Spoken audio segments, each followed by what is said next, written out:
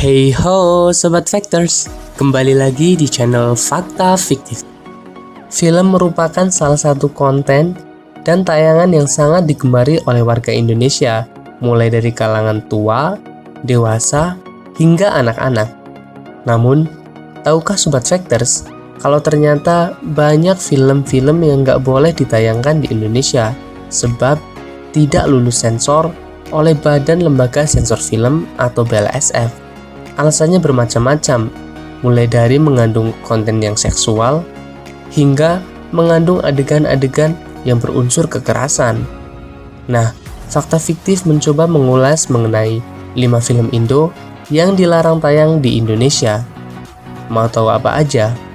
Cus, let's do this, shall we? Harus mengatakan bahwa hari-hari besok adalah hari-hari tindakan. Film yang pertama adalah Jagal. Jagal atau The Act of Killing merupakan sebuah film dokumenter karya sutradara berkebangsaan Amerika Serikat yang bernama Joshua Oppenheimer. Dokumenter ini menyorot bagaimana pelaku pembunuhan anti-PKI yang terjadi pada tahun 1965 sampai 1966 yang memproyeksikan dirinya ke dalam sejarah untuk menjustifikasi kekejamannya sebagai perbuatan heroik. Film ini adalah hasil kerjasama Denmark, Britania Raya, dan Norwegia yang dipersembahkan oleh Final Cut for Real di Denmark. Film Jagal bercerita tentang para pelaku pembantaian orang-orang yang dituduh terlibat Partai Komunis Indonesia atau PKI di kawasan Sumatera Utara. Dalam film ini, salah satu algojo yang paling terkenal kekejamannya, Anwar Kongo, bercerita tentang pembunuhan yang ia lakukan pada tahun 1965 dan 1966. Anwar bahkan masih ingat betul cara yang ia gunakan untuk membunuh ratusan orang pada masanya itu. Sebelum menjadi algojo, Anwar bercerita bahwa ia dan kawan-kawannya dulu adalah sekelompok preman bioskop biasa. Barulah pada 1965, mereka diminta membantu tentara untuk membunuh orang-orang yang dituduh komunis. Secara sederhana, film ini menyajikan sebuah imajinasi para pelaku pembunuhan massal yang ironisnya mereka dengan bebas berkelakar tentang kejahatan dan pelanggaran HAM yang mereka lakukan di waktu yang lampau. Namun, The Act of Killing sendiri disambut pujian di seluruh dunia. Situs agregator ulasan Rotten Tomatoes memberikan penilaian positif 97% dengan nilai rata-rata 8,8/10 berdasarkan 104 ulasan. Konsensusnya adalah keras, mengerikan, dan sangat sulit untuk ditonton. The Act of Killing adalah bukti menakutkan dari kekuatan film dokumenter yang mendidik dan frontal. Nah, alasan mengapa film ini nggak boleh tayang di Indonesia adalah karena film ini mengangkat isu-isu politik yang sangat sensitif dan juga banyak terdapat gambaran adegan-adegan penuh sensor yang dilakukan oleh beberapa tokohnya. Gimana nih guys? Tertarik nggak untuk menonton? Kenapa sih jalannya nunduk? Kenapa? Film yang kedua adalah Babi Buta yang Ingin Terbang. Babi Buta yang Ingin Terbang atau Blind Pig Who Wants to Fly adalah film drama dari Indonesia yang dirilis pada 3 Oktober 2008 dengan disutradarai oleh Edwin dan dibintangi oleh Ladya Cheryl dan Pong Haryatmo. Mengangkat tema rasial, film Babi Buta yang Ingin Terbang ini mengisahkan 8 tokoh yang merupakan bagian dari etnis Tionghoa di Indonesia. Linda dan Cahyono, 2 anak muda yang berteman sejak kecil, bertemu kembali. Halim, seorang dokter gigi penyendiri, tiba-tiba memutuskan untuk menikahi sang asisten yang cantik. Salma akhirnya berhasil muncul di planet Idol.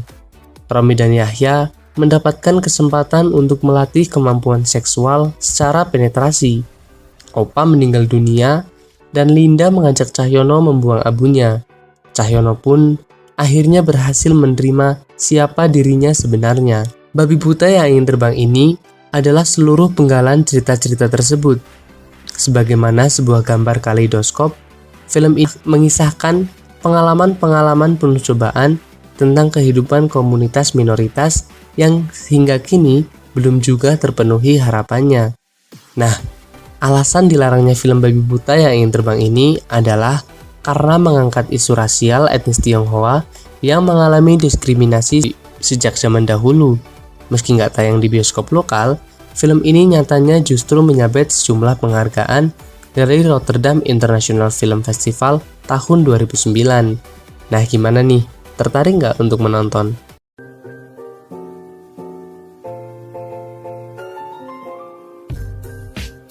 Film yang ketiga adalah Something in the Way. Something in the Way merupakan sebuah film yang ditayangkan di Berlin dan diproduksi oleh Indonesia. Film ini disutradarai oleh orang Indonesia, namun tidak dirilis di sini, lantaran film ini hanya dapat ditayangkan di Berlin dikarenakan kekhawatiran akan adanya kontroversi terhadap film ini nantinya. Ahmad atau Reza Rahardian adalah sosok pemuda yang bekerja keras, rajin, dan mudah bergaul. Selain itu, ternyata dia juga mempunyai libido yang sangat tinggi tatkala melihat lawan jenis. Ia hanyalah seorang supir taksi yang menjadi pujaan banyak wanita. Sesungguhnya, Ahmad sudah ditunangkan dengan Raya atau Rosnita Putri, gadis yang cantik dan baik hati serta tidak bergajulan. Namun sayang, Ahmad menolak cinta dari Raya. Ia justru mencari gadis yang bekerja sebagai pekerja seks komersial yang bernama Kinar. Tetapi, Kinar tidak menerima begitu saja cinta dari Ahmad. Ia malah menantang Ahmad untuk membuktikan cintanya kepada dirinya. Kinar lantas menyuruh Raya untuk bisa mendapatkan hati dari Ahmad. Hal ini dicemburui oleh Sarah. Sarah merasa bahwa dirinya adalah orang yang tepat untuk Ahmad. Mendapat penolakan dari Raya, Kinar justru berambisi untuk menjodohkan Ahmad dengan Raya. Untuk alasan utama tidak diperbolehkan tayangnya film ini adalah karena film ini mengandung unsur seksualitas dan konflik iman karakter utamanya, sehingga dikhawatirkan akan menimbulkan konflik-konflik yang tidak diinginkan ke depannya.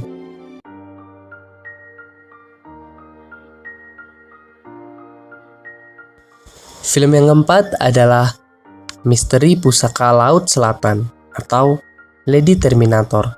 Film ini adalah film horor yang beraksi baku tembak dewasa dari Indonesia pada tahun 1988 yang disutradarai oleh Cut Jalil dan dibintangi oleh Yurika Plastika dan Barbara Annie.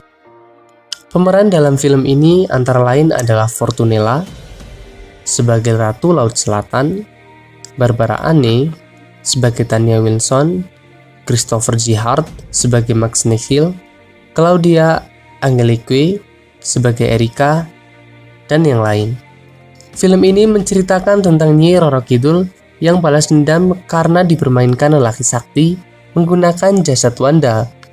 Lelaki yang menyetubuhi Wanda akan mati karena ada keris keluar dari kemaluannya. Keris itu pun yang akhirnya menaklukkan Wanda hingga Nyi Roro Kidul kembali ke dunia siluman.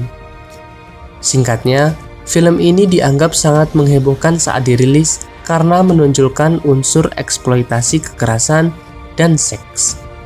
Setelah banyak protes dari masyarakat, film ini ditarik peredarannya oleh Badan Sensor Film atau BSF dan kemudian disensor ulang pada tahun 1994 dan panjang film ini nantinya akan menjadi hanya 80 menit. Gimana guys? Tertarik nggak untuk nonton?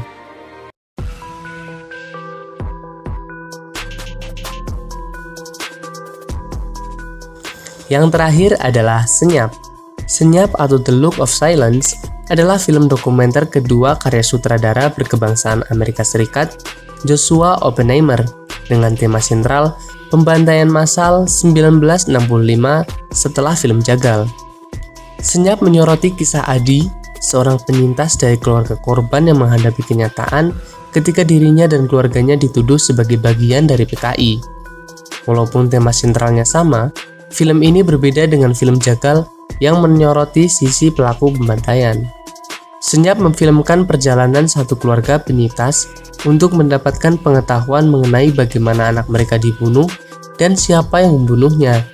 Adik bungsu korban bertekad untuk memecah belenggu kesenyapan dan ketakutan yang menyelimuti kehidupan para korban, dan kemudian mendatangi mereka yang bertanggung jawab atas pembunuhan kakaknya, sesuatu yang tak terbayangkan ketika para pembunuh masih berkuasa.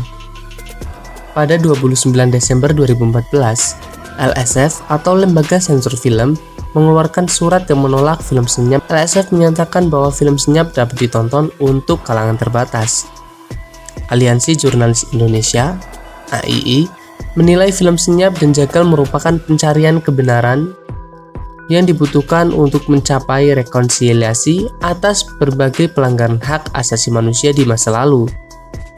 Oleh karena itu, AII memberikan Suwardi Tasrif Award 2015 kepada Joshua Oppenheimer dan co-sutradara Anonim. Senyap juga mendapatkan ulasan yang positif. Laman situs review agregator Rotten Tomatoes memberikan rating 96% dengan skor rata-rata 8,8/10 berdasarkan 104 ulasan. Nah, gimana nih dengan film yang terakhir ini? Tertarik nggak untuk menonton? Nah, itu tadi adalah 5 film Indo yang dilarang tayang di Indonesia. Semoga konten tadi menghibur dan tentunya dapat menambah wawasan serta pengetahuan Sobat Factor semua di rumah.